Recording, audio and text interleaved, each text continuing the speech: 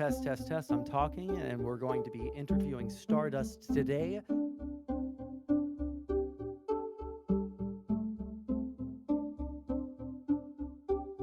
Anything that anybody could say to me, um, in these calls and these super chats or anything is really not anything in comparison to like what I've said to myself in private, you know? I think when you've like really had a deep-seated hatred for yourself at some point in your life, I don't think anybody else can really beat you at that, you know? Alrighty. So, Awesome. Stardust, tell me a little bit about you. Who are you? Where did you come from? I'm Stardust. I'm somebody who, I'm from the DC area. Where did I come from? I Like culturally, family, what is like the way that you grew up? Like, where do you come from? Yeah. Do you come from this hood? Do you come from the country? DC area, probably suburbs of the DC area, and then, my family is of Indian origin, Muslim background, um, and yeah, it was kind of like a suburb of the DC area. So growing up, how was it growing up as a Muslim, an Indian Muslim in the United States? So things were fine, for the most part. I went to a private school for a little bit, and it was a pretty diverse one. And 9/11 hadn't happened yet, so people didn't really have any assumptions about me, except that the only thing they knew about Indian people is that they had long hair, which I thought was super funny. Yeah, that was pretty much it. And then that was pretty normal. I was always kind of like a lone wolf, though. Well, nothing to do with like, I don't think it had anything to do with my background. I just always happened to be kind of a lone wolf. And then I switched over to public school later, and I think I was like 10. I was 10 years old when 9/11 happened, I think, and then that's when things kind of got a little bit scary. So, yeah. Tell me a little bit about that. When you say things got a little bit scary, did you experience anything yourself, or is it just stuff that you heard about from family members? So we were in the DC area, so it was pretty like it was pretty like close to us, I think. At least the Pentagon. And so it was close to us in that way, and also, it's scary to see that happen on TV, right? Just as like an American seeing like planes fly into buildings is terrifying. So we were scared, just like any other American would be scared. We were like, what's going on? But then there was like, I guess, a different like kind of dread that kind of sunk in when we started to see these panels happen on television, on news shows, where they would be like, are Muslims, are they evil or something like that, right? Mm-hmm. Are they is it a religion of evil or something like that? And so you'd have some people who are like super what is the word I'm looking for? Had a lot of animosity, right? So Yeah. and at that time my mom was still kind of like, my mom would like flip between different news channels, so she used to leave Bill O'Reilly on every day during dinner when I was like 9 years old. I don't think she even cared what he thought. I think she just left him on. Well, actually, she told me later on when I asked her, why did you leave him on? She was like, I wanted to see how you'd react. But anyways, so yeah, she used to leave Bill O'Reilly on. So already it was kind of like somebody kind of who irritated me. I would listen to him and I would get really irritated. And I don't know why we'd listen to him. I just don't get it. But she would just leave him on. It's so stressful during dinner to listen to Bill O'Reilly. But anyways, When she said she wanted to see how you'd react, this was pre 9/11, or was it this is post pre 9/11? Yeah. Okay, This so as is a pre 9-year-old, 9/11. your mom was asking you how you would react to She wasn't Bill even asking me. O'Reilly. She just would leave Bill O'Reilly on just to see how I would react to it. I guess, and I would get really annoyed with him. And at a certain point, I was like, "Can we turn him off?" Like, and she was like, "Oh yeah, we can change the channel." And I was like, "I could have just asked you this entire time. Like this entire time, I Gotcha. had the option to not So listen was to it? this guy." So has your family always been like political? Is it because she wanted to see like what you thought of the things that he was saying, or is it just like as more of like a joking kind of thing, like, oh, my kid is having to listen to a news channel. I just want to see how she reacts. I think my family has always been political. My grandfather on my mom's side was a politician in India, um, and he's part of the he did the whole like he lived the same way that Gandhi did. Basically, he really got into it. So he like wore the whole outfit, the starched white outfit. Oh Um, yeah. he only ate vegetarian. He switched like he as he switched over to that when he was younger. I think when he was very young, in his 20s or something, and then he just lived like that. And he was a politician, and known for being, that, I guess, being that guy. But yeah, he he had a little bit of a temper, but he always would go on about how politicians in India are corrupt and all that, and all that. It was interesting. Yeah, he did the whole he really lived that life, like, if really. But anyways, yeah, I think she just wanted to kind of see how I would react to it. But yeah, we were already like listening during dinners to Bill O'Reilly, and it was already very stressful for me. And then all of a sudden, these panels start happening. Bill O'Reilly starts asking questions like, "Oh, are these people evil? Is this an evil place?" And I feel like, man, this is like not a good time for me to be what I am, I guess. Um, and so I think I would ask my mom, like, what do I say if somebody asks me? And she's like, well, just tell them like our perspective, I guess. And we weren't super religious, but it still ended up being kind of a thing. Immediately after 9/11, she would have like people in the grocery store like call her a terrorist. I had like a bunch of kids like ask me a whole bunch of questions and ask me. I don't even remember what they would ask me. I remember my brother would have a whole bunch of people come up to him and ask him questions, or they would tell him that he would go to hell if he didn't convert or something like that. And I think, already, it was a little bit, just being in an Asian household, it was already a little bit stricter. Well, a lot more stricter, a lot more strict than my friends had. So already I had this kind of like culture clash at home versus at school. And I guess this kind of really mixed things up for me for a while. So, yeah. Gotcha. So from an early age, you kind of got uh, uh, introduced to politics in some way, both from your grandfather, and your parents would show you stuff on the Yeah. news. What what got you into stream? When did you first have that idea to do streaming? So I used to run like a tiny online community a few years ago, and it was like one of my favorite things to do. I never thought about like how I could grow this later. But I used to run this tiny online community. It was super fun, and I always had fun doing like social stuff online. Um and I guess I just kind of one day got into arguing with people. I felt like I'm the type of person, like, in person for a long time I never argued with anybody. So I kind of started doing it online, and it was super cathartic. It was super fun. And I saw that other people were doing this on stream on a Mhm. regular basis. And I thought, well, if they can do it, like, why can't I do it? So I just kind of started dabbling in it. I had streamed before, but most of my streaming before was like just music stuff. And I got a little bit of a following from that, but I it just kind of luckily took off with the politics stuff for me. Didn't expect it So to. so when Yeah. you before I ask you about like how you got into politics streaming.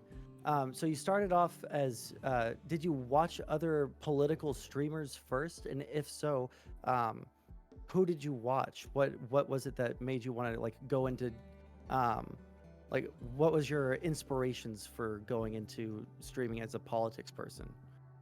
So I saw a few of I saw a few of Destiny, I saw a few of Vosh, I saw Last Username, surprisingly. Uh I saw, what else did I see?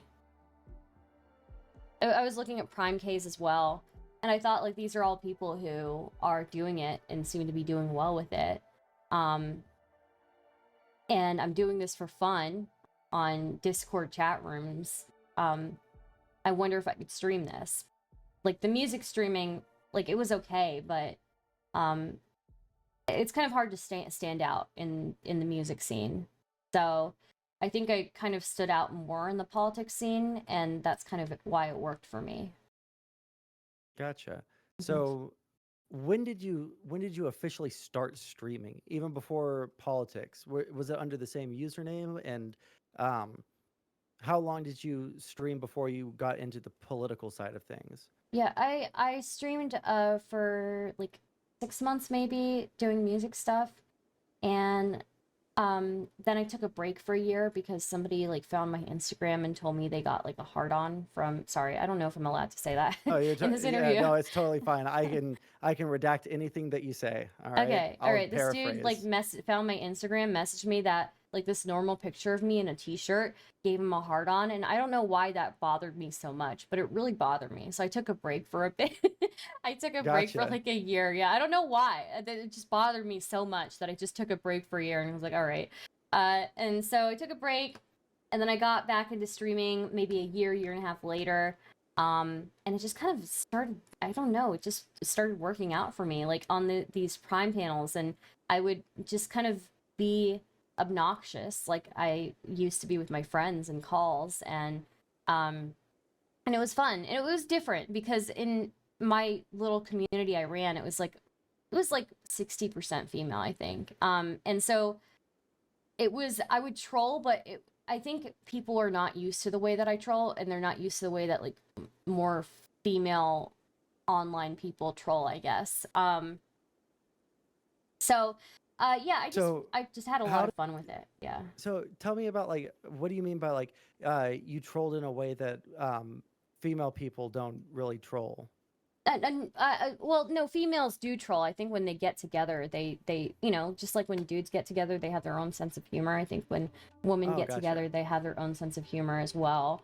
And a lot of it would just be either being um incredibly like rude, incredibly mean, or I would pretend to be a Scientologist a couple of times, and I would get people really triggered because I guess I was really good at convincing people. Um, but yeah, it was mostly like trolling to begin with, and then trolling slash arguing, and then I kind of got a little bit into arguing with Twitch. But before I was in Twitch arguing, I actually got looped into this UK group, and it was like half of them were like super conservative Muslim men, and then the other half were like super far right British nationalists. It was really strange. And both of them hated me because I was a progressive. So yeah. Um, so Gotcha. yeah, I started doing that first, and then all of that was a weird group. Every internet community, it seems, devolves into people accusing each other of being groomers. So that happened obviously with that group. And I didn't want to be a part of that. I thought these people are fucking crazy. So I figured, yeah, let's try Twitch politics. More people around my age. People are still crazy, but it, you know, it is what it is. So yeah. Gotcha. So you're you also got involved with the commentary community. How did that Yeah. how did that come about as a result of the politics stuff, or was that separate?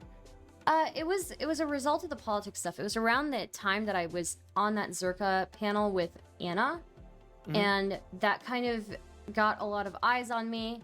Um, I think it was specifically Nicholas Diorio had watched what had happened with Destiny and that panel and me, and a lot of his audience seemed to like me. So we started having overlap in our audience, and then he would raid into me every now and then. And then one day I just asked him if he wanted to come on to one of my panels, one of my baby chaos casts, and he said sure. And that was back when I had Wildman on a lot. Wildman was crazy. Wildman just screamed at Flamenco and was like really mean about it. And yeah, it was fun. And you know, they ended up being pretty good friends. He introduced me to some other commentary people. Commentary audience in general kind of doesn't like me. They kind of, I think it's, I think partly because I'm a female and partly just because they think I'm like an SJW or something. But commentary audience generally, like specifically Augie's audience, really fucking hates me. And that's fine. But I'm still, it's an interesting relationship because I'm friends with that group. I'm friends with and I'm friendly with a lot of people in that group, but their audiences just seem to fucking hate my guts, except for Nick's audience. So Gotcha. yeah. So how would you say that let me see here. Since you've started streaming, do you think that your views have changed? Do you think yeah, I guess like let's start with that, and then I can ask you more about how, like, what specifically changed those things, but like how have they changed? Like, did you start off more conservative or more liberal and now you've moved to the opposite direction? Do you feel like you've only moved on some specific issues, or do you feel like you've stayed very firmly planted where you're at? So I realized I thought that I was a lot further left than I actually am.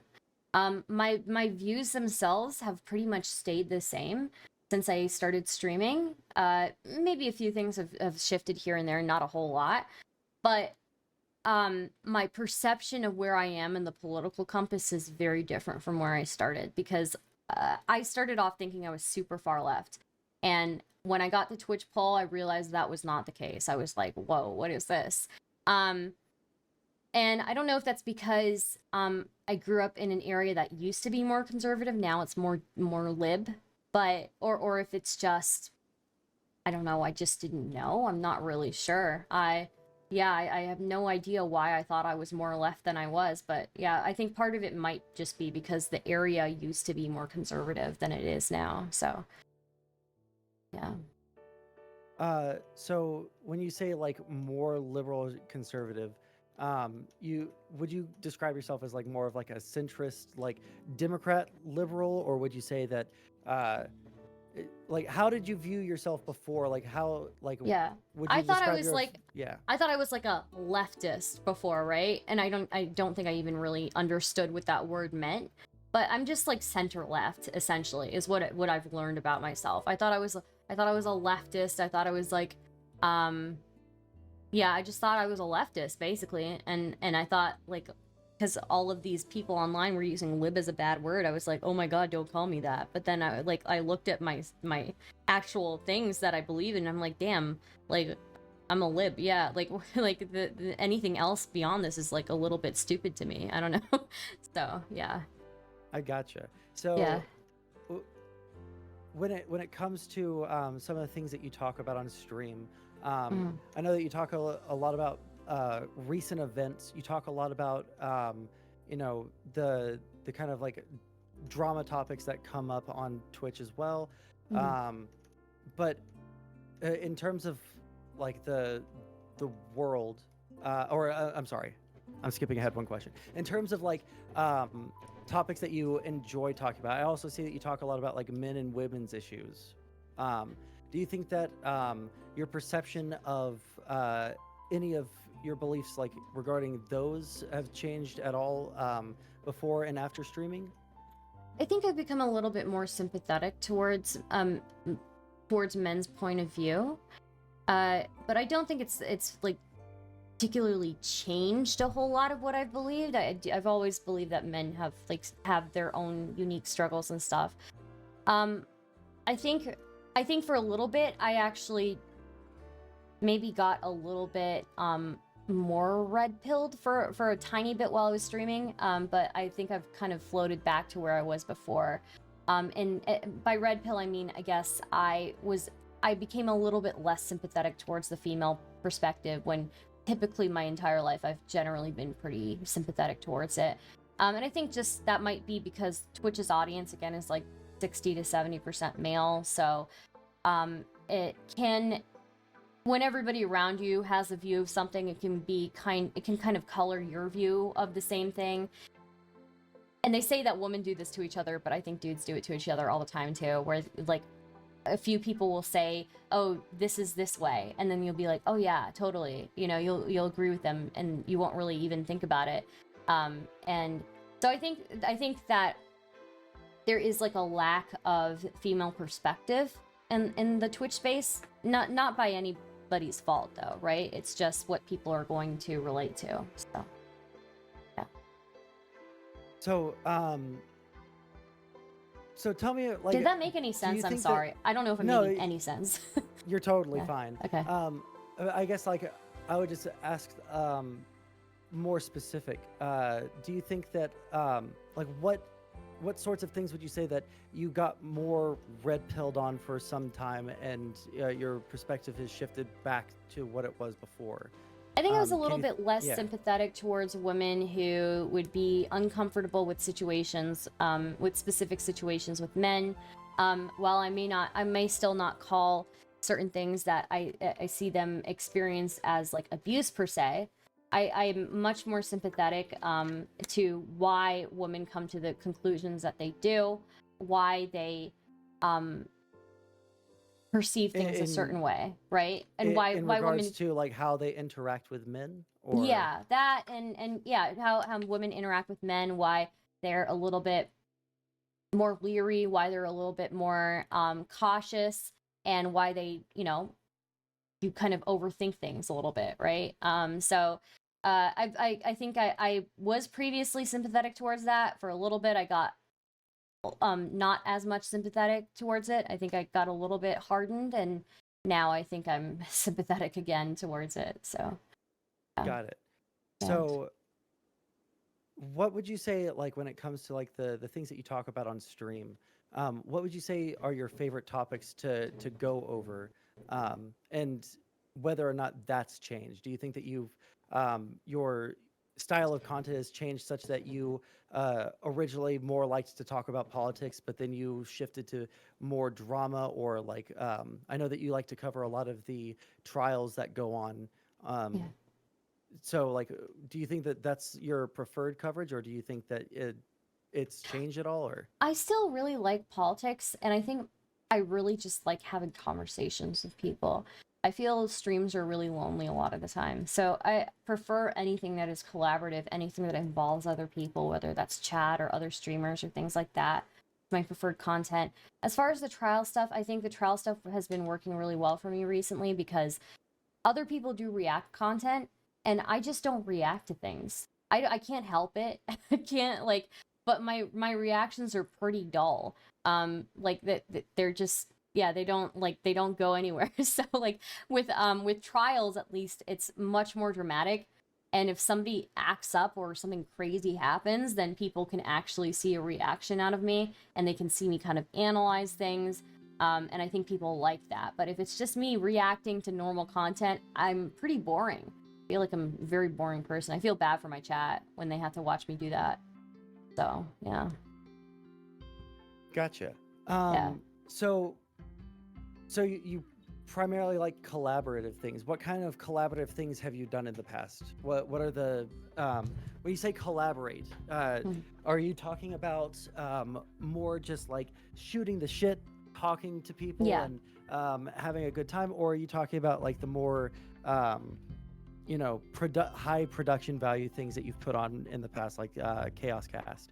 So I of course always will love Chaos Cast and Supernova, but I think I made those because I wanted a place like that for me to hang out. I mean, I guess Chaos Cast is a little bit different. I like being part of political debates. I didn't feel like I was getting enough political debate, so that's why I made Supernova. And now I stopped doing Supernova because I don't want to organize it. Like, I don't want to do it. But as far as like collaborative content that I prefer, some of my favorite memories of streaming on Twitch were back when like Nicholas Diorio, Bo Blacks, and other people from that community would come in and like just chill and talk. And we would watch videos together while playing games and stuff, and just I would get filled in on drama. Some of those were like my favorite streams that I've ever done. Or like when Flamenco came into a call and then Aiko came in and confronted him and said that he was like a Nazi. And then Nick and I kept trying to tell Flamenco how to communicate with people in a way that makes them not immediately think he's a Nazi. And he is so fucking terrible at it. Those were some of my favorite memories, I think. Just people hanging out, shooting the shit. Half of the people in the call are like high as fuck. It's super fun. So yeah, it doesn't happen too often anymore. I think everybody's super busy. So. Yeah, I understand. So something you said there, I was gonna wait for this part later on, but I think that something you said there can segue us into it really easily. Mm-hmm. So you talked about Flamenco and talk about how he is or isn't a Nazi and the arguments that have happened because of that. Yeah. You've gotten into a lot of controversy because of the platforming that you've done of like far right individuals. And I know that you've talked about humanizing them a bunch, right? Mm-hmm. So I think that one of the things I want to go into really quick is some of the things around that. Tell me about like what made you want to talk to the like extreme far right individuals like Richard Spencer and Nick Fuentes. I mean, part of it, so number one is it's just interesting, right? It's super interesting. But I mean, also there is this aspect of it where I didn't really get a choice growing up to disengage with people who felt very differently about me. I didn't get a chance to walk away. I never had that ability. It's just not a privilege I was afforded. I just kind of had to deal with it. So did my family. So did anybody, right? And that was whether that was dealing with people right after 9/11 who were shaken up and didn't know any better than how they treated me. They didn't know any better, or whether that was interacting with people from a completely different culture from me when I would go to like Muslim functions and people had radically different beliefs from me, and just the gender roles in that community are so strict, right? So I didn't get a choice either way. I didn't get a choice there. I didn't get a choice at school. I didn't get a choice in the normal world. I didn't get a choice in my family life either, right? And I just think that we're doing ourselves a disservice if we just keep bubbling ourselves off. Whether you like it or not, whether you want to admit it or not, you know somebody who has the same beliefs or as extreme beliefs as people like super far right people. There's at least one person in your life. You maybe don't talk to them about it, but they exist. They're in your life. You just don't know it. And they just don't talk about politics with you because they know it's like one of those unspoken things, right? And we need to learn how to talk with people. I think we need to stop separating ourselves from each other. It's just not how the world works. Majority of the world, globally, if we look beyond the US, right? Majority of the world, I would argue, is homophobic. Majority of the world is racist. Majority of the world is sexist. Majority of the world is prejudiced in some sort of way, right? So it just makes no sense to me why I would treat the rest of my life in any other way. I gotcha. So when you first started streaming, I know that you said you went on to Prime Kai panels and you talked to a bunch of the people in the Twitch politics sphere. When did the idea to talk to these like extreme voices, like how did that come about, and when about did it start? I think I'd seen that tweet by Brittany from Politically Provoked, and I sent her an email and asked her if she needed people to debate, and she said yes. and I'd already been debating far right people just in Discord calls, honestly. I did, like, one of my earliest stream debates was like against a really crazy Nazi who used like very different language than anything I'd ever heard before. So it wasn't like I didn't have experience arguing with people who identified as Nazis or identified as like far right or dissident right. I did have experience, I just didn't really stream it. It would just be people I would argue with in a call, and you work up to things, you kind of walk away frustrated quite a few times.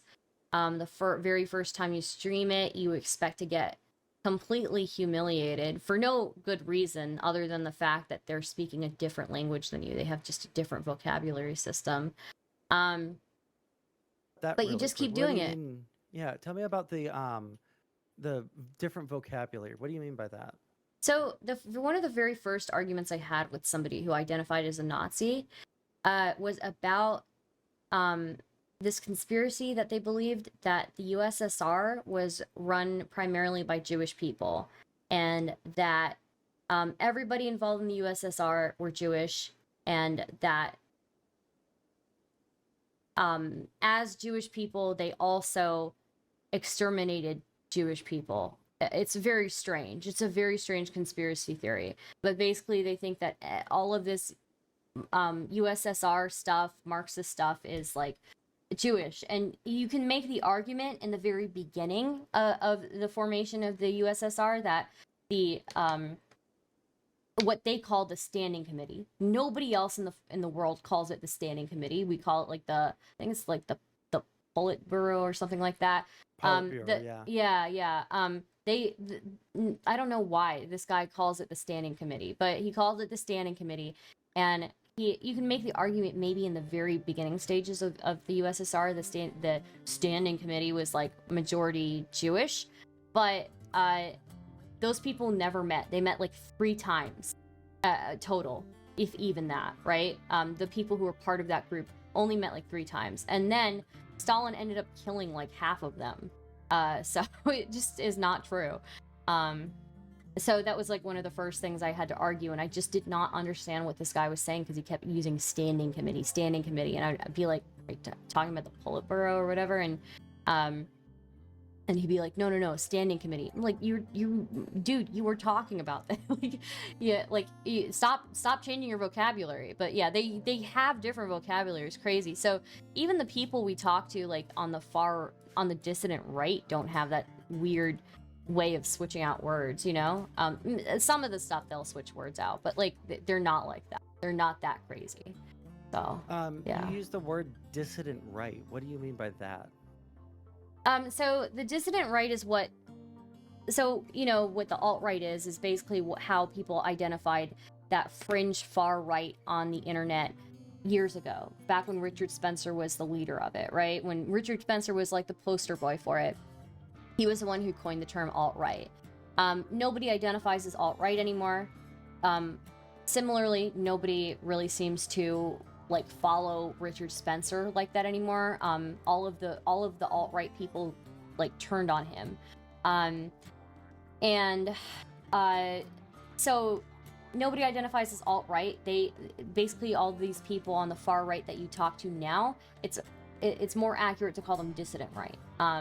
And that just kind of refers to people who have a kind of a spectrum of views in this area, right? Whether that's Groypers, whether that's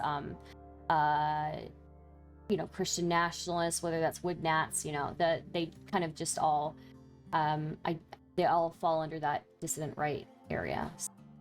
Gotcha. So Yeah. the fact that you were talking to these people from that formerly would have called themselves alt-right, is this what inspired you to contact Richard Spencer? And if so, tell me about that. How did that happen? Were Yeah. you put in contact by someone, like some third party, or? So actually, Ethan Ralph, I went on Killstream. He invited me onto a panel, and the panel had me, Richard Spencer, and what's that guy's name? Mark Collette. And Mark Collette is basically the alt-right leader in the UK, right? Or was, or I don't know if he still is. Gotcha. Yeah, he's basically what he's basically sorry, is the Rimworld World background music playing for you guys? I didn't realize. I'm sorry. And so right, the what was I saying? Oh, right. So Mark Collette is the UK kind of counterpart, only people didn't turn on Mark Collette. And it was Mark Collette, me, Richard Spencer, and then I think Alt Hype was there. And for the most part, I just kind of stood on the sidelines and I watched Spencer and Mark Collette kind of go back and forth. Mark Collette had a lot of animosity towards Spencer, just like a lot of people in the dissident right seem to have towards Spencer nowadays. Everybody is very critical of Spencer. Spencer gets pretty much bullied on every panel I see him on. Kind of sad. And so, yeah, Collette was basically saying, I think he's cringe, I think he's this, he's that. And so I just started asking them questions to kind of probe them further, to kind of get them arguing a little bit more. And it was interesting. It was super interesting. It was funny because I had a friend who started watching and they were like, oh my god, do you know what you're doing? And I'm like, yeah, like it's fine. And then he like went away for 10 minutes, came back, and then saw me like stirring the pot, and he was like, oh my god. But yeah, it was fun. And then obviously I was the one person who had the radically different views there. So after Spencer and Mark Collette got done talking, I think it was me, Mark Collette, and Alt Hype who were arguing about things. And yeah, you know, just was what it was, I guess. And after that, Spencer and I got along, you know, pretty well on that call. And I reached out to him later to interview him, and I think the first interview was good. I think that the real classic is the second one, though. So yeah. So did you it sounds like you almost felt bad for him and how he was getting dunked on and how he was being treated by the other guys. Is that accurate, or was it more of just like after talking to him you got more curious and you wanted to know more about what he thought now after, you know, I between think he's a very yeah. unique person. He's in a very unique place. He basically was Nick Fuentes, right? But Mhm. everybody on the alt-right turned on him. And he never got to see things to fruition the same way that Nick Fuentes did. And it's very surprising because Spencer was the guy. Spencer is the guy who could speak to Spencer. I've always found interesting, even before I talked to him. I've always found him incredibly interesting. He is the guy who would talk to black nationalists, and he would talk about like separationism in a way that would really speak to black nationalists, in a way that would really speak to you know, Native Americans. He was a guy who was so incredible with speaking and so incredible with rhetoric that I found him a little bit like intimidating when I would watch his old videos. He's the guy who made Sargon look like a complete fool, and that video got like millions of views on YouTube. And Sargon and him were arguing about ethnostates, and how he made Sargon, who's arguing against ethnostates, look full of himself was just incredible to me. So he's an interesting guy. Then he had everybody on his side kind of turn on him, which has to hurt, right? That has to be like, that has to be a really life-changing moment for him. But he was the one who really changed the way that the far right looks. He was kind of the pioneer of being like the clean-cut guy, clean-cut, college-educated, polite, guy. You can't write him off as like some hick, you know. You can't write him off as like some redneck KKK member, because he's not. He's well educated, he's incredibly well spoken, he's incredibly charismatic, and I just found him interesting So because of that. Yeah. it So sounds like a mixture of um Of respect, I almost said fear, but fear doesn't sound like the correct word. Intimidation and respect as a result of that I was always intimidation. He was, fascinated with him. I was yeah, fascinated with him because I found his views so reprehensible. I found his views so reprehensible. But I was fascinated because he was just so excellent at speaking, so excellent at presentation. I was fascinated. That's it. Yeah. gotcha. So after Richard Spencer, um, that's about when you started interacting more with the Groypers. Um, I was interacting I'm with them before unfor. that actually. Oh, So really? yeah, Um, I was interacting with so them for quite a bit before that. So So yeah. I am in the unfortunate position of having to explain in this paper what a groiper is. So I think I want to put it into your words. When we as we're about to dive into your interactions with Nick Fuentes, the groipers, and another part of the far right in the United States. Can you tell me what is a groiper? Yeah, I don't so Groyper comes from that weird Pepe picture, but it's not Pepe. It's like a fat Pepe, right? It's a really Yeah, fat, ugly Pepe. Um, and an they call internet that, meme. yeah, it's a meme. I don't know where the meme came from, but basically they all have that same Pepe picture as their profile picture, and I don't like it. I don't like that Pepe. He's ugly and he looks weird. But anyways, yeah, they're part of the meme culture. Also, by the way, something that Spencer was pretty good at pioneering was memeing on people, right? Joking around, being the memer. But yeah, Fuentes picked it up. So after everybody turned on Spencer, Fuentes kind of became the new guy on the block. And even though he would, and this is something that Spencer can talk about a lot, actually, is something that was kind of super super important, a very important principle on the far right, was always that being anti-establishment, right? Anti-establishment is something that was always super important. So it's interesting. But Fuentes basically, I don't know his beginnings, but he basically started the America First movement. They're very like far right, but they are different from the original alt right in that they will partner with like establishment people, right? Um, uh, Even though they say they're anti-establishment, right? So like partnering with like Marjorie Taylor Greene, backing Trump, backing Putin. These are things that like I think the old alt right would probably be a little bit skeptical of, right? Because these are the politicians that are part of the establishment, all of that. Um, so So you would say that yeah, they're very far right, and they are a group that is very politically savvy. yeah, yeah, they Where are. would you? Let me think about the next I question guess it's because I don't weird want to. because people are now somebody in my chat saying Marjorie Taylor Greene is anti-establishment. You think that, right? But look at her background, look at where she came from, and tell me that she's anti-establishment. Like uh,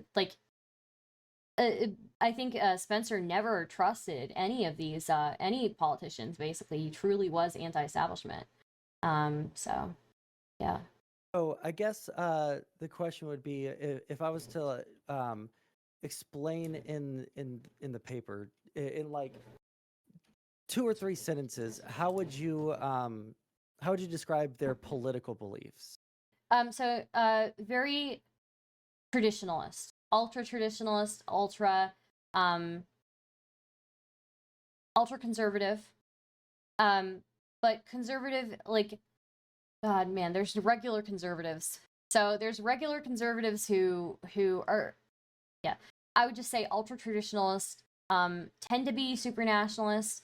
The Groypers have kind of shifted their positions in recent times. They used to be kind of like oh, white people only, but now it's kind of been like white people are the culture. Like a white majority is important, but we don't mind other ethnicities as long as they fall into line. All of that, you know. So yeah, Gotcha. and yeah, Okay. very mass what is it, machismo, a lot of machismo. So yeah. Okay. So when you talk to these far right individuals, how would you uh, first off, what was the response? Um, yeah, let's start off with that. What was the response when you talked to these people?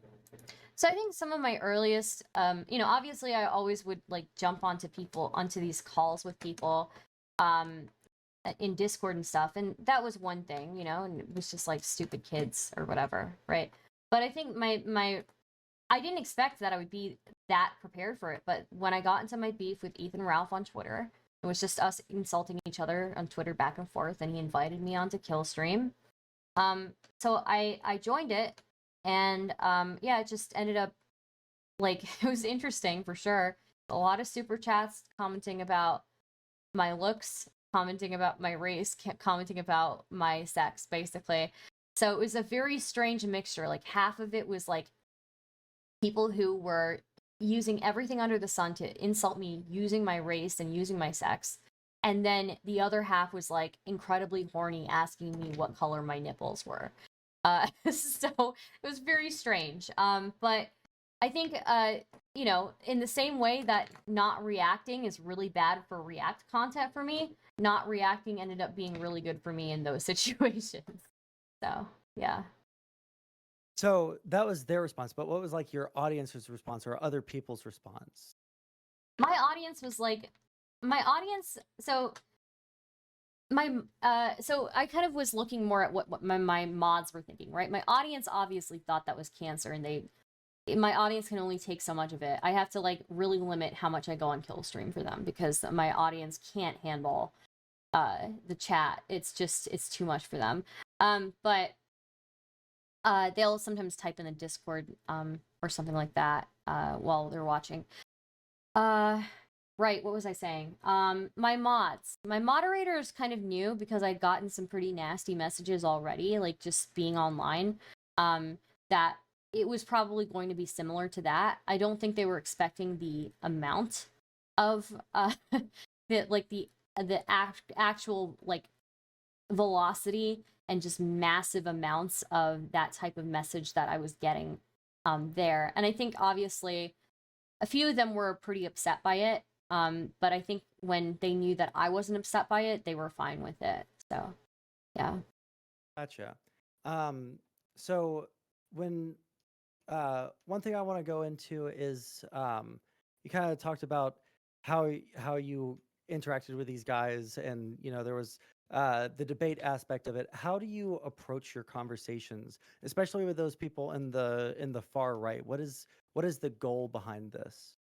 It really depends on who it is. One of the people that I argued with was Southern Dingo, and he's not a very smart guy. So all I had to do was kind of take his arguments and frame them in a different way that would like make him look really stupid. He yeah, I just kind of tried to figure out where they were coming from. With Southern Dingo, he really felt that inherently certain races are more violent than others. So I kind of took it the other way. I said like, well, men are inherently more violent than, well, not inherently. Men commit like 84% of violent crimes or something like that. And he's like, well, that's natural because men are inherently like, that's part of a man's nature. I'm like, okay. And I'm like, so, but you're saying that like black men are more man than you are, then if that's part of your nature as a man, and you're saying that black men apparently are just intrinsically inclined this way, are you telling me that black men are more men than you, or more man than you are? And then he got super fucking mad at me for that. So it's just, I think it's all about like phrasing, and I think it's all about kind of figuring out. It depends on person to person, really, because some people you can have a productive conversation with, and it can be worth it. Southern Dingo was not one of those people. Or just kind of baiting people to kind of, I don't know, So it sounds to like get the weirdest shit, you mix. Yeah. It sounds like you're mixing a little bit of humor into into the conversations that you're having with these people while you're debating them. Is the ultimate goal more to tear down their ideas, or simply to make a fool of them and make them jokes? Or do you I don't have like a know if broader, it's. yeah? I mean, I think I just kind of enjoy the kind of enjoy the conflict of it. I think that's my main driving force. Is I really enjoy the conflict. And I feel like I get to get a lot of things out of my system. And I used to be like, again, I used to be like a doormat for a majority of my life, I feel. So it's like very cathartic for me to uh just lay into people online. But it really depends person to person. There are some people in that group who I can have genuine conversations with and have like genuine connections with and relate on specific points to. And then there's some people like Dingo who are only there to insult me. And if they're only there to insult me and not actually have a conversation with me, then that's when I start making them content. So, but there are people who will be willing to engage and see your perspective, and I'm always super grateful because I do get messages from people who say like, "Well, I didn't think that people on your side would see things from the way that I would see them or could understand ever where I was coming from," and it means a lot that you've made that effort to do that. And so if I can make people feel a little bit more connected to like just the world in general, I think that's enough for me. So Is that a broader goal that you have for most of your conversations, is to try and bring people to a more reasonable understanding of things, or I think so. I think we kind of enter a dangerous place when people um demonize each other, or when they feel like there's no way I could ever believe something like that, when in reality, like if that were the case, we wouldn't have had slavery, wouldn't have had the Holocaust if it were not easy to believe these things given the right circumstances. So so you think that the best is this more of a the best way to avoid bad things in the future is to look at bad things in the past, because even the average person can become, a Nazi collaborator given the right time frame and yeah, circumstances I mean, type thing. also, I think it's important to understand why people feel grievances, right? Is there a way we can fix these things that and address things in a meaningful way that are not these crazy solutions that other people are proposing, right? Is there a way that I can connect with somebody and make them feel like they're not alone, make them feel like they're not like not being heard, right? Because that's a lot of what these communities are. A lot of these super fringe communities on either side are people, you can look on the left too, are people who truly feel like they have been left behind, truly feel like people never make the effort to um understand the world through their eyes. So I think that's I think that's kind of what I'm aiming for. And I think when people see you do that to them, they have to do it to you.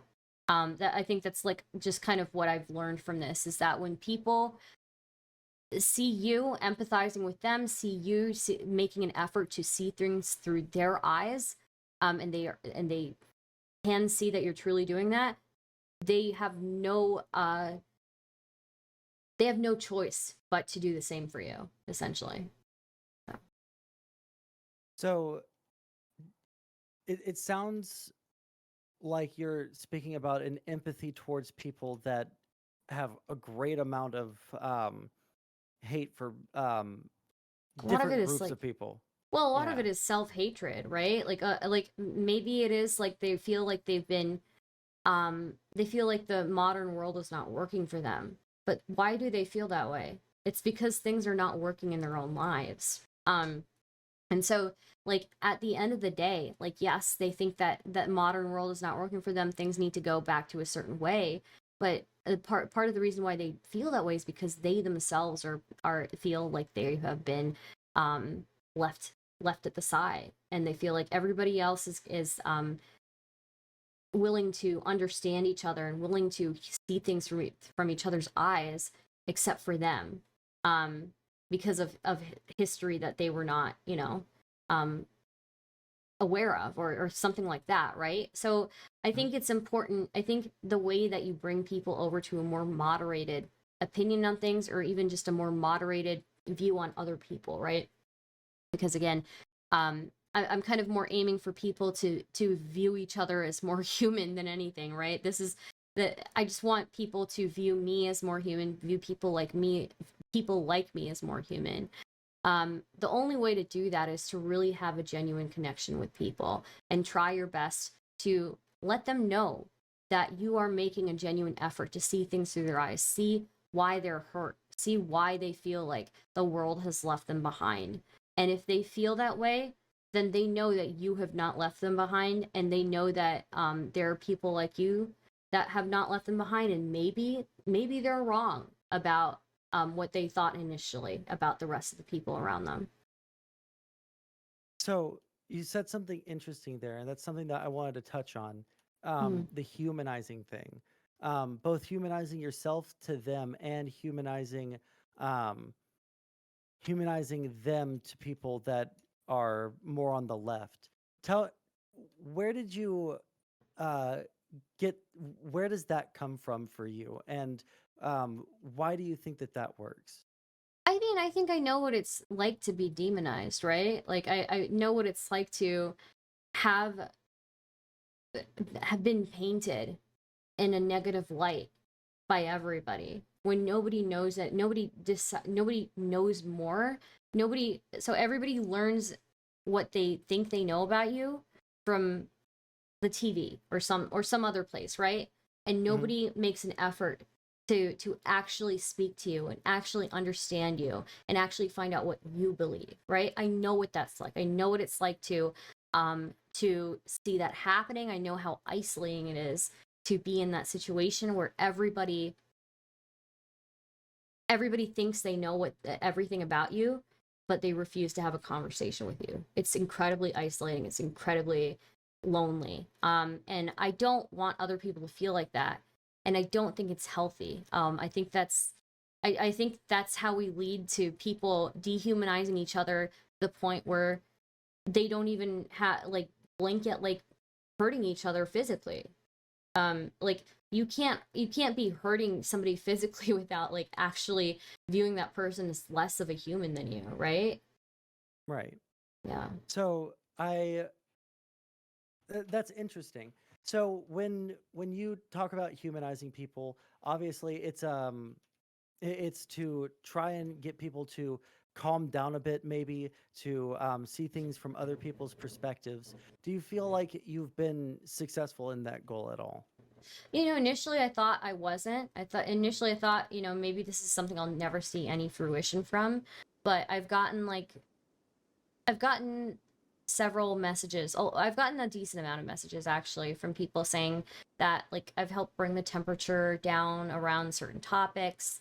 I've helped people see people like me not as enemies, but more as fellow travelers who just have the wrong idea, right? Hmm. I think that's a huge difference. I'm not trying to change people's personal views. I just that's impossible, and I don't expect to do that, and that takes years for somebody to do for themselves. But um all I want is for people to um where was I going with this?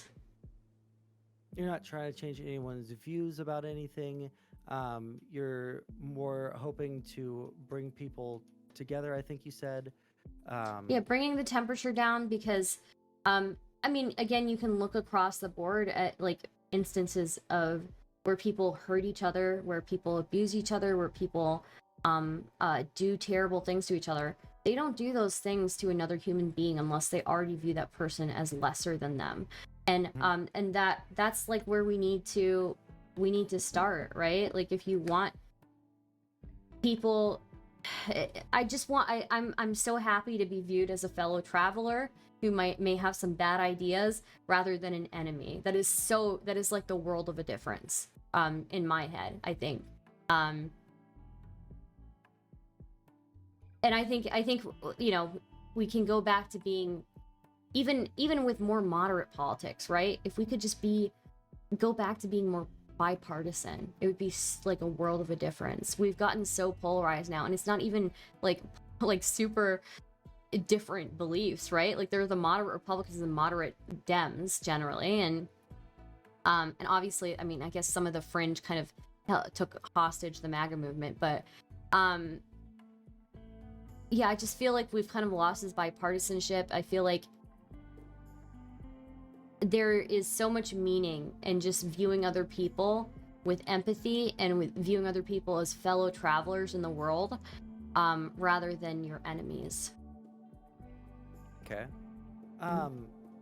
Last question on this part, and then we'll go to like the last section of what I need to ask you about.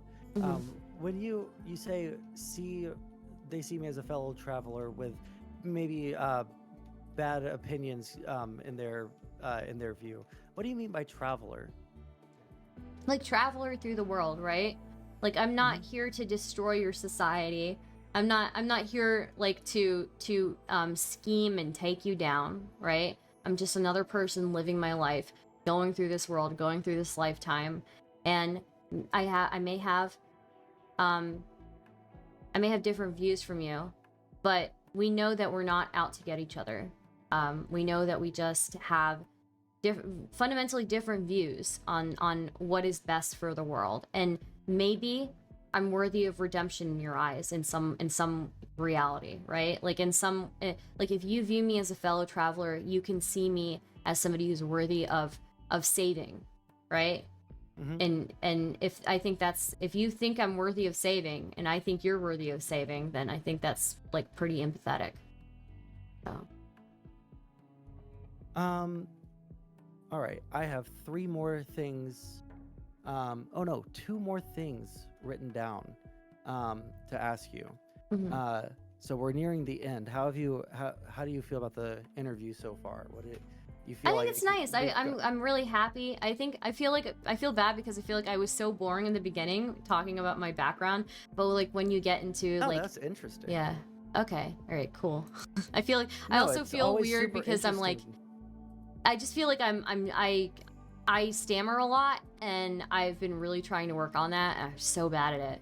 So yeah, I know that I can come off as Listen, we'll edit that out in post. Yeah. All right, it's all good. Yeah. I think that it's really interesting to hear where someone comes from. I didn't want to inject too much of my own thoughts into. I just want to let you speak for the most part. But I think it's really nice to hear where someone comes from, so that you can understand where their perspective comes from.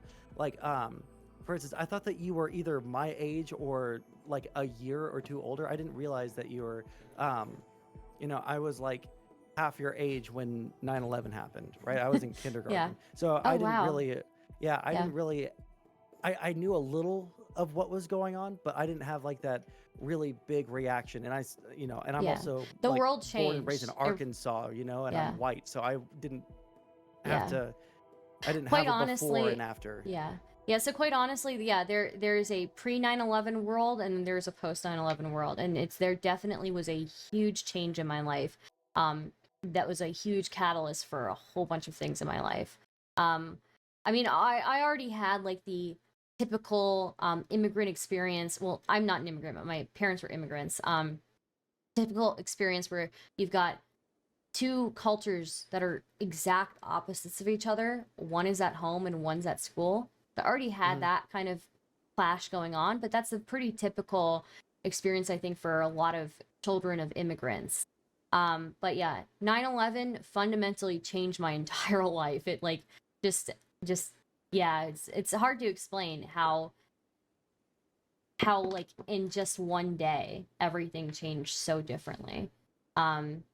And I just feel like I didn't think about how much I really empathize with people who feel like they've never been given a chance. But I think that's kind of partly where I'm coming from here. I think it's really tough. It's incredibly isolating to be in a place where you feel like nobody will give you a chance. Nobody will even make an effort to see the world the way that you do. So, yeah. Yeah, I'd never heard you talk about 9/11 before and how it affected you and your family, so that was really interesting. Um, okay, last two, maybe a third question, how the depending on what you say. Um, so, do you think that um, how about this? Let's start with this one. Um, you have a very distinct way of talking to people. Um, do you uh, is this something that you've crafted over time? How would you describe your approach to um, talking to people just in general when you're on stream? I guess I don't know. How is it distinct? What do you think is distinct about it? 'Cause I guess I don't really know.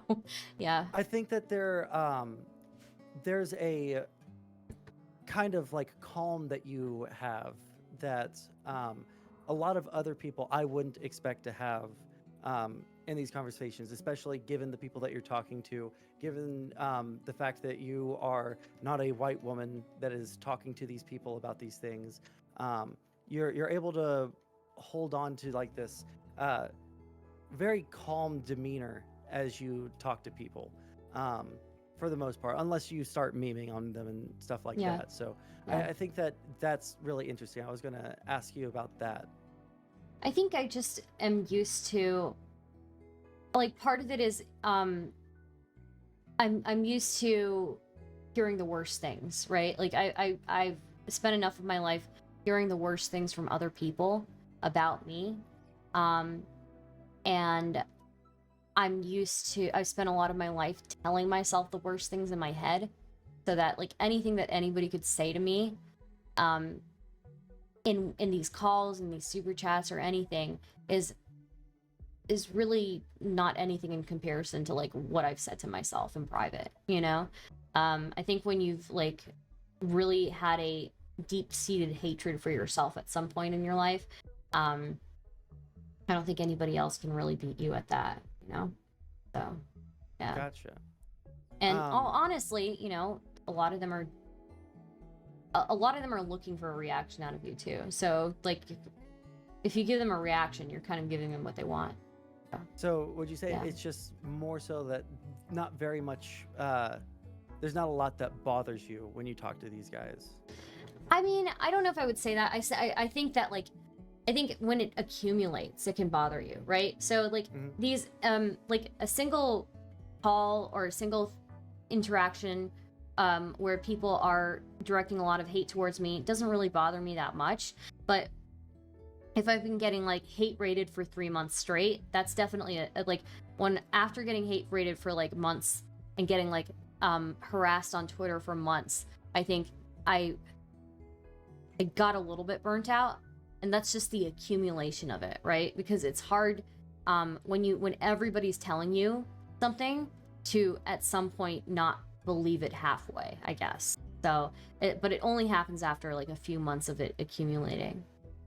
So Yeah. tell me a little bit about that. I know that there have been people who have like heavily criticized you um, for the conversations that you've had. I know that there have been people that have harassed you from those conversations that you've had. Um, would you say that the people attacking you for even speaking to these people in the first place bothered you more? Would you say that like that harassment or that critique I think has it bothered you bothered more? Or me. Well, I think it bothered me only the people who would kind of come at me for talking to people would bother me because they should know that I have beliefs that align with them more. They should know that I'm not coming at this from a place of like maliciousness. And but they always assume the worst of me. They assume that I am an idiot, that I'm like a useful idiot. They assume that I've done no research, that I've done no work on my part in any of these conversations, even though like before I started streaming I was arguing with people like for a while before, you know. um Mhm. and just talking to people. So I think it kind of it hurts in the same way that like you are doing the same thing that I see everybody doing to each other, right? Where you are making an assumption, you're making several assumptions about me as an entire person without even trying to see it through my eyes, without even asking me, without even getting to know where I'm coming from with this. And Um, and I think that's frustrating because these are people who should be who should know that I'm aligned with their views, should know that I I I am very diligent when it comes to these things. Um, but yeah, that can be frustrating. And then just, I guess I would have to think about it because I'm a little bit disconnected from it right now since I haven't had a big blow up around that in a while. Um, but I think that was a lot of it, and I think I would get very frustrated that By that having so somehow. much, like having so much in common, like politically, in terms of like the baseline um, views of the world, that they are critiquing you so hard despite believing broadly the same things.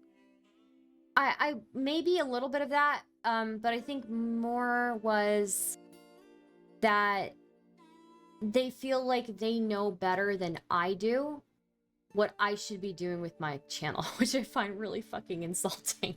You know, I think that's probably my biggest gripe with it. Obviously, all the other things matter too, where it's like, you should know me, you should know that I believe these things. And you don't even ask me, you just assume that I'm like a crazy person.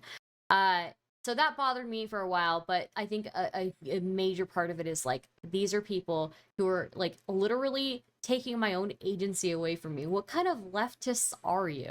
Like, you know? But yeah, that's Um, yeah, a yeah. sub point on that. Do you think that being like an outspoken woman on the internet, do you think that that has affected the way that people view your content, either positively or negatively? Or maybe there's some people who view you more positively as a result of that? Or I think it depends. I think as a woman, I'm definitely people afford me more charity when I'm like emotional. If I'm a little bit emotional, people are much more charitable with me. But at the same time, I think that there are certain audiences that are predisposed to think that I'm like a triggered SJW screaming feminazi just because I'm a female and just because I'm left leaning. And so there's a lot of that. I think a lot of people, even if they themselves are left leaning, automatically assume that I'm going to go ultra woke on their ass and cancel them for everything. Um, Even though that's like just not, that's really not my style. So, yeah. gotcha. Um, do you think, over time, do you think that, or do you have any different view about people? How's your view on people just in general changed as a result of streaming? I think there's a lot of similarities and a lot of hypocrisy on both sides of the aisle. You know, people will claim that they're anti mass reporting, anti false reporting, and they will do it to each other all the time. I just think humans in general are pretty hypocritical, and and I think a really important thing that I have to learn is that when I'm friends with people, I'm willing to give them way more charity than I really should. Like, I'm willing to like kind of like ride or die for the right people. Like, not even for the right people. If I feel like somebody is my friend, I'm willing to ride or die for them. And it's really self-destructive. It can be really self-destructive. So I have to Sure. kind of keep that in D- check. Uh, do you think? Well, first, do you have someone in mind when you say that, or do you? Is this just like something that's happened several times that is a trend? I mean, it's kind of a trend in my life overall, but I guess I didn't see it becoming a problem in streaming until recently. And I think, you know, obviously, like Mr. Girl and I had our huge blow up. Um, and obviously, I made a mistake. I made a pretty big mistake in that, but I think that um, I was willing to go above and beyond for that friendship. I got more flack from that friend for being friends in that friendship. I got than I got for even for anything else that I've done in my career. I've gone out of my way to defend him, gone out of my way to justify my reasoning for wanting to platform who I feel like I should be able to platform regardless of whether I agree with them or not. Um, because I didn't even agree with everything that he said, and I you know, people were just super mad about it, and I feel like I should be able to talk to who I want to, but I went through all of this stuff with him, for him, kind of, and for that friendship, and for my ability to be able to talk to him, and And then he wrote off our entire friendship because I distanced myself for a few months after having a very uncomfortable conversation with him. He said that he couldn't trust me, that I'm unreliable, that I'm untrustworthy because I distanced myself. I didn't ghost him. I distanced myself, you know? Gotcha. So, yeah. So it was just a very hurtful relationship, very hurtful friendship for me. And I think I just am willing to go and put my heart on the line a little bit too easily for people. I think I really have a lot of empathy for. So, yeah. All right, we're nearing the end of this interview. I think that there are some things I could ask you, but I don't want to Mhm. take too much of your time. Um, Maybe we can rapid fire some of these like smaller questions if Sure, I'll you're try okay to with that. be faster if I can. If I No, can, no, no, it's just cut totally me fine. off anytime. So, Yeah, yeah. I'm totally fine keeping on going. I mean, like eventually we'll have to end the interview because I have to write the paper because I'm a degenerate who likes to procrastinate. And it is due at midnight, but I can write papers super fast, and I'm actually super interested in a lot of the things that you've said Yeah. so far. So, By the um, way, if I can, I just want to say thank you, Zonia, for the raid. Sorry, go ahead. yeah, absolutely. So, I guess like a quick thing, just like in terms of like streaming as your career. Um, how has that been for you? Do you um did you have like a career before that you'd be comfortable Yeah, talking about? And then yeah. so I did. I had a I worked before, and I kind of did streaming part time, and then as streaming kind of took off for me, my position at that job was kind of coming to an end anyways, but I was able to kind of like go more and more part time with that job. Um, I would say that you have to be really careful, right? Because I waited several months before going full time streaming, because I wanted to make sure I really had my finances in check. Hmm. And then you never know what's going to happen to the streaming like market. You never know what's going to happen to the audience. You don't know if they're going to like disappear one day, right? And that's Yeah. kind of what happened. And so even though I really felt like I was being super diligent, right now I'm still kind of rebuilding. I'm doing fine, but to say that it wouldn't be like a struggle, would be a lie, right? Mhm. So you have to kind of be ready to um get a lot of nothing for a long time before getting anything. So and then you have to be ready to see your audience dip and rise and dip and rise a whole lot. So yeah. Yeah, for sure. What is an average day of streaming? You talked a little bit about like shows that you did in the past with Supernova and Chaos Yeah. Cast, and you something that you said about Supernova. You said I don't want to put in the work to organize that. It's just too much work for me. What? Yeah. Tell me a little bit about like the work that you put into to streaming, and then what is an average day like when you wake up? Like what is your like thoughts about like the content generation? How do you go about doing that? So I kind of it depends on the day, but usually I'll take a look the night before. I have like an RSS feed that is subscribed to a few topics. And I'll group those topics into different categories, whether that's like videos to react to. I just have like a feed for just YouTube videos that I think would be interesting, or YouTube. I just have a feed for YouTube videos from specific channels that I think have this audience that I'm kind of aiming for. And so I'll pull some videos from those. And then I'll see if there's anything in there that I want to react to. I'll also look at like news topics and specific topics around like recently celebrity gossip has been something that's been really interesting to follow. You can go like full historian on that stuff and it makes for really good content.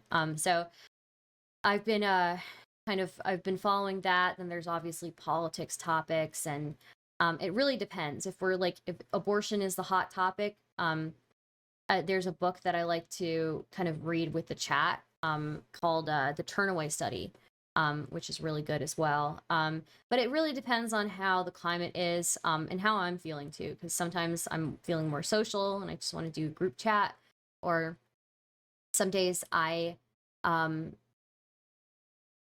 some days I just need to be alone, but reacting to things and interacting with chat. So interesting. Gotcha. Yeah. So, um, let's see here. Uh, would I have that last question, but I want to like probe into this a little bit. Okay. So, would would you say that this is like a direction that you thought your life was going to go in terms of like streaming? Is this like a dream that you've had to have a following or to be in front of people often?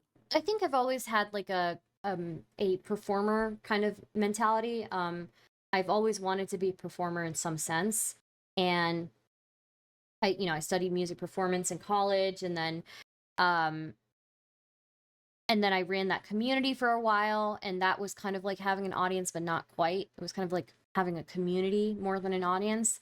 So I think it's kind of like a mixture of like I want my own community, I want my own like group of people, where we have fun and we're we just get things from each other. And I want to be able to like entertain people and have like genuine conversations with them, even if it's like through a computer screen. So So, would you say this is like a dream, like a the is this the dream that you've been oh, pursuing kind so of I in the guess background? I didn't know that streaming would work out for me the way that it did, and I still don't know if it will. But I think this is the closest to like the perfect job I've ever had. So yeah. I gotcha. Yeah. Okay. I Now think for the also final I'm like question. well Oh, yeah, go suited ahead. to. I think I'm also like a part of it is a lot of it is being especially well suited to getting a lot of hate online, and I think I'm pretty well suited for that. So yeah, Yeah, I mean, you were talking earlier about having to deal with that in your just everyday life before. So, yeah, yeah. um, would you say that that was like the biggest thing that prepared you for like massive amounts of hate online, or were there other things in your life that kind of pushed you that I'd way? always kind of stuck out like a sore thumb. Like I was always the lone wolf, and I got picked on a lot growing up. I think so. I think I just kind of got used to it, and then that plus like everything after 9/11, also kind of just yeah. And I never fit in like even in the Indian Muslim community, I never fit in. My dad was like pretty crazy, and so my mom and my dad got divorced, and that's super unusual for South Asian families. So yeah, I just Mm, kind of stood out no matter what community I was in. I just was like a black sheep in every single one. So yeah, gotcha. All right. Final question. Are you ready? yeah. All right. The final question. So, given how long you've been streaming and the ups and downs that you were talking about just a second ago, um, we've talked a little bit about how your content has kind of changed over time. How it's in some ways it's gotten more professional, in some ways it's gotten more collaborative. You've collected a good number of shows that you've put on yourself and organized yourself under your belt. What do you see as the future of your streaming? Do you have a specific goal, and do you have a specific thing that you want to see come out of streaming for you? Yeah, so obviously the debates tend to do really well with people, which I'm really surprised about. People really like the debates.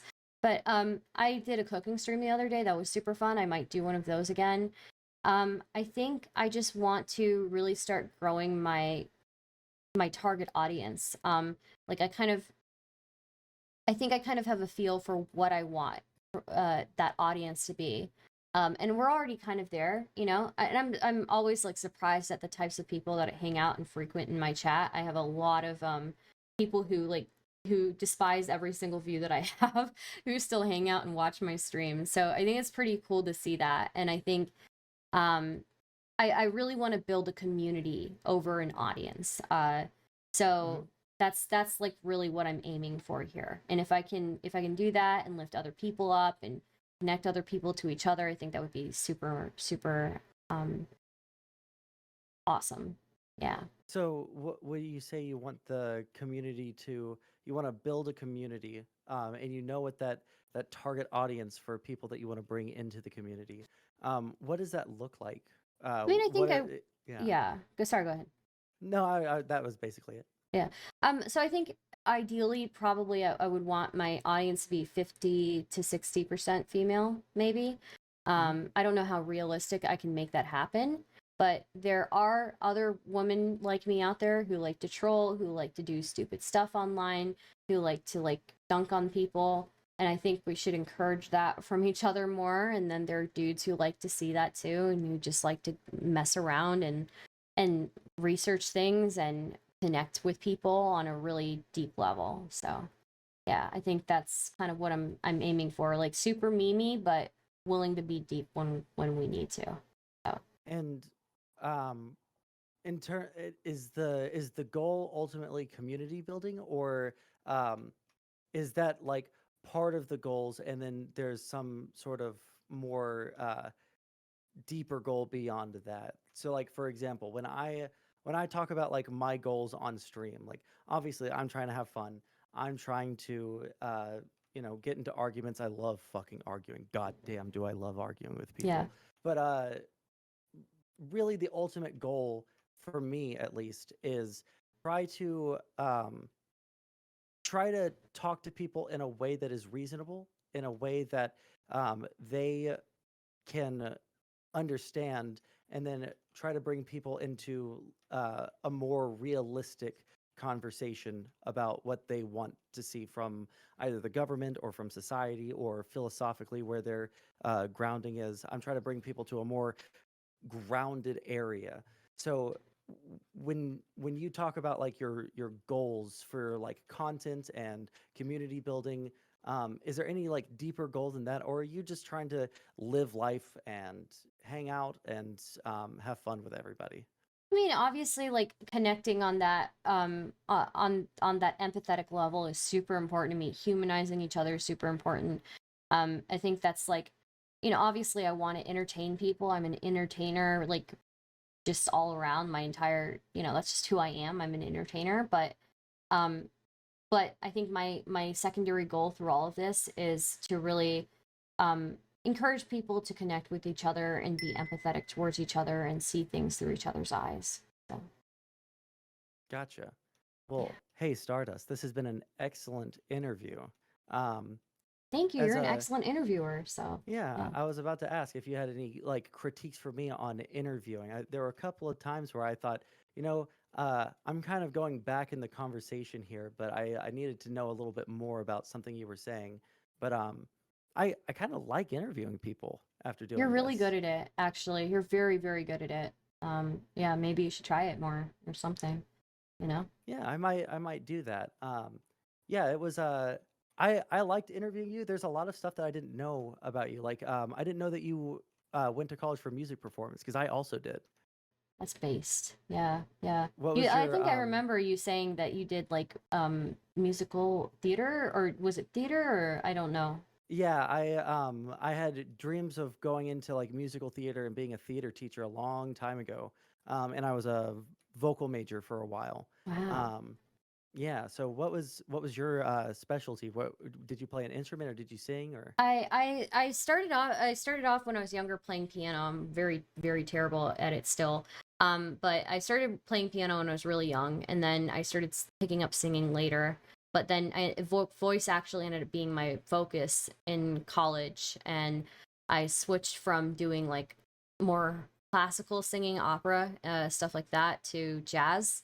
At Oh, my nice. mom's, yeah, at my mom's suggestion. And then I just went full contemporary, I guess. So yeah, it's cool. I had like everybody else's coming out moment was like about their sexuality, and mine was like about what music genre I'm in. So Oh yeah. yeah, it's I weird. kind of I Yeah, had no, it's no, I yeah. totally had the same kind of thing happen with me because my parents actually met in choir in college, right? Oh, I that's cute.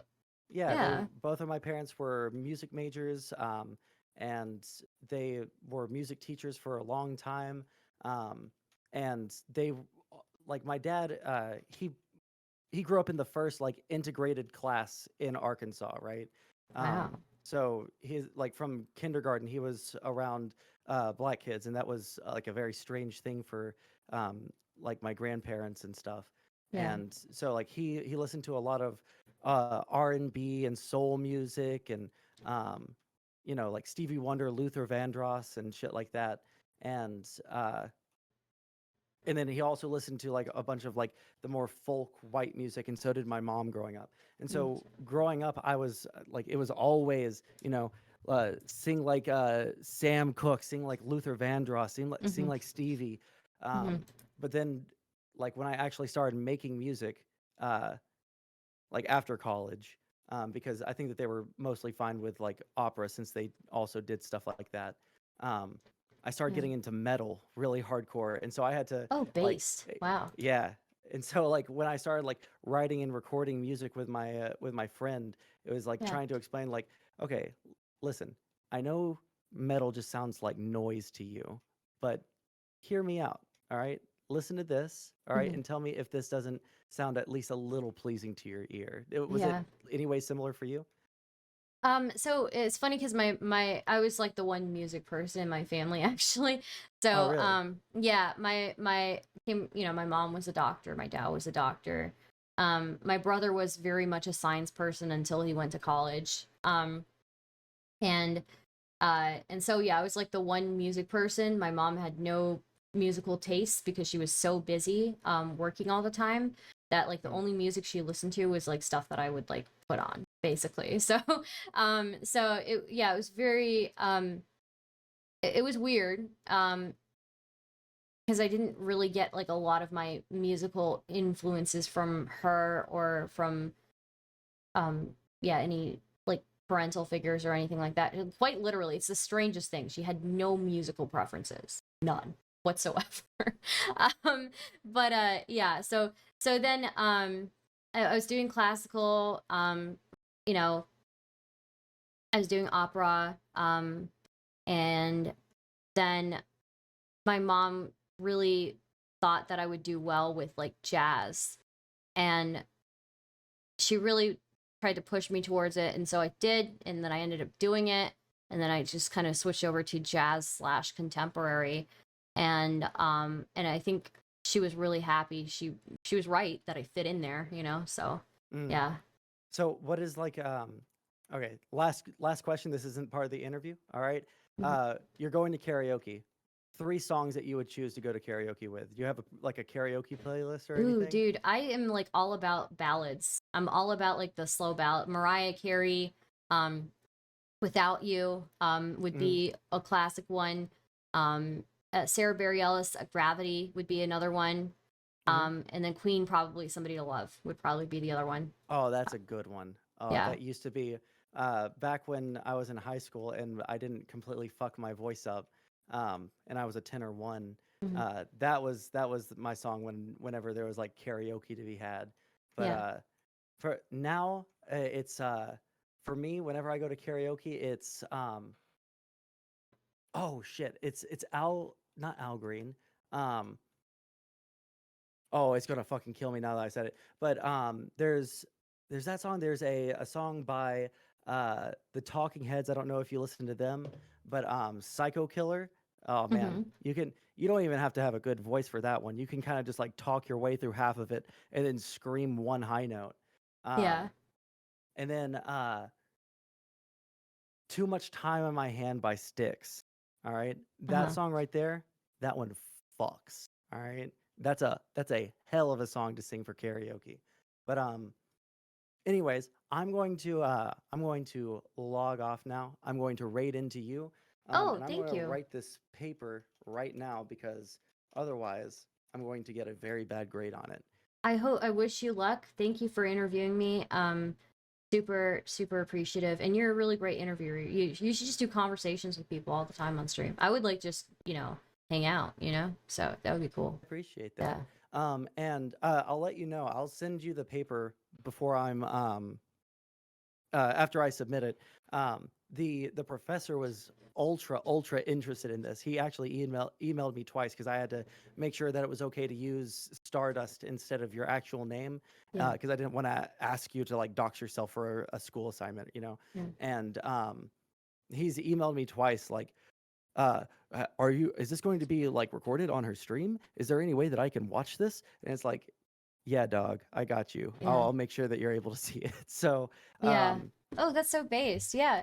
If you can, like, dude, the way that you wrote, like the way that you wrote my intro or whatever was super nice. Like, if you don't mind me looking at your paper later, like, and I can just like steal stuff from that later on for like, 100%. You can plagiarize 100%. yeah, for like promo shit or something. I'm terrible at writing about myself, so it was super cool. Yeah. The Awesome. flowery language is something that I've gotten very good at doing in college. So, all right. Well, you have Yeah. a good one. All right. Thanks. You too. Have a great one. All Guys, right, go check bye. out Sansol. Bye. How do I exit? Let's see. Oh, okay. Here we go.